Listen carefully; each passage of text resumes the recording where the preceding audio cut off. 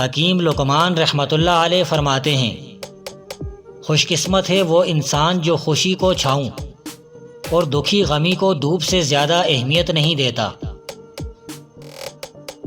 ریت کے ذروں کو ہوا اڑائے پھرتی ہے، لیکن جب یہ ریت کے ذرے پہاڑ بن جاتے ہیں تو طوفان بھی ان کو ہلانے کی سکت نہیں رکھتا۔ اگر آپ اچھا اور میٹھا بولنا نہیں جانتے تو آپ کو خاموش رہنا چاہیے۔ دوست ایک سائے کی مانند ہے، جب تک بندہ دھوپ میں رہتا ہے سایہ اس کے ساتھ رہتا ہے۔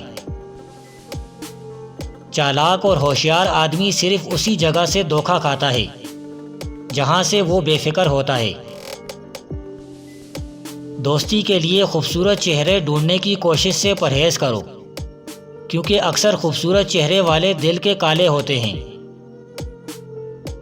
زخم کھا لینا بڑی بات نہیں، زخم کھا کر مسکرا دینا بڑی بات ہے۔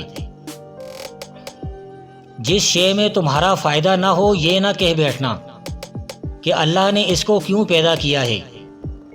مثلاً یوں کہہ بیٹھو کہ مکھی اور چیونٹی کو کس لیے پیدا کیا ہے اور سانپ کو کیوں بنایا ہے۔ جاننا چاہیے کہ اس طرح چیونٹی بھی تعجب کرتی ہے کہ حق تعالیٰ نے انسان کو کیوں پیدا کیا ہے کہ بلا وجہ اس کو پاؤں تلے روند کر مار ڈالتا ہے۔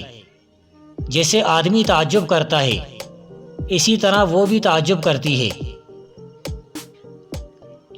حق تعالیٰ نے تم کو ہاتھ اس واسطے عنایت کیے ہیں تاکہ تم ان کے ذریعے سے اپنے کاموں کو راست و درست کر کے کھانا کھائے، طہارت وغیرہ بجا لائے۔ جب ہاتھوں سے تم گناہ کرو گے تو یہ بھی کفران نعمت ہوگا۔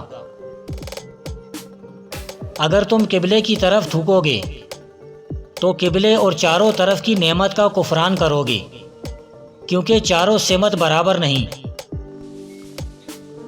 تمہارے کام دو قسم کے ہیں، بعض تو حقیر ہیں اور بعض شریف ہیں۔ جو کام شریف ہیں اسے داہنے ہاتھ سے کرنا چاہیے اور جو حقیر ہیں اسے بائیں ہاتھ سے، تاکہ عدل عمل میں آئے، ورنہ حکمت و عدل سے تم دور جا پڑو گے۔